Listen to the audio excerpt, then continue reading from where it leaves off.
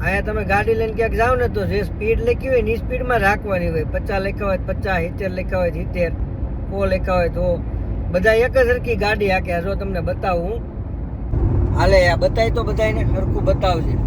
જો આ રીતે બધા એક જ સરખી ગાડી હાકે, કોઈને ધીમી ફાસ્ટ હાંકવાની જ નહીં. નગર પોલીસ વાળો આગળ ઊભો હોય ને ગન લઈને ઓલું દૂરબીન લઈને ચેક કરતો હોય તો 80ના ઝોનમાં 100 ઉપર ગયો એટલે પૂરું થઈ જાય.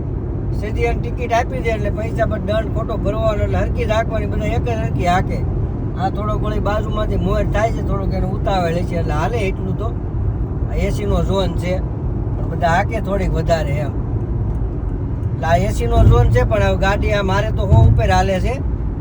પણ આમ બધાને એક જ સરખી હાંકવાની હોય, ધીમી કોઈ ફાસ્ટ એવી રીતે હોય જ નહીં. જે લખ્યું હોય ને એટલી જ હાંકવાની એમ. આ ઝોન 80નો છે પણ હું 100 ઉપર એટલે હાંકું છું. મારી પાછળ જે મારો દોસ્તાર આવે ને એને ગાડી ઓછી આવડે છે તો એ 60 ઉપર હાકે છે. મેં એની સ્પીડ 20 ટ્રાન્સફર કરી લીધી મારામાં, એટલે એ 60 ઉપર હાકે છે. એની 20 મેં ટ્રાન્સફર કરી એટલે મારે 80 ની જગ્યાએ 100 થઈ ગયા.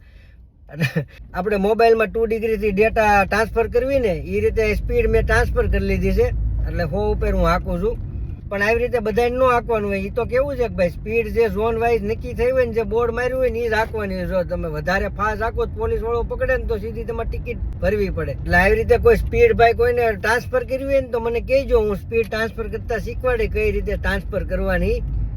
એ મને આ બધું આવડી ગયું છે હવે. પણ તમારે કોઈને ટ્રાન્સફર કરવી હોય, બહુ ઉતાવળ હોય ને ધીમી હાંકવી પડતી હોય ને ફાસ્ટ ન હાંકી શકતા હો, એ મને કહેજો એટલે હું શીખવાડે કઈ રીતે ટ્રાન્સફર કરવાની. પેટું મોબાઈલ કરી દેવાનું એટલે સીધી સ્પીડ ટ્રાન્સફર થઈ જાય તમારામાં.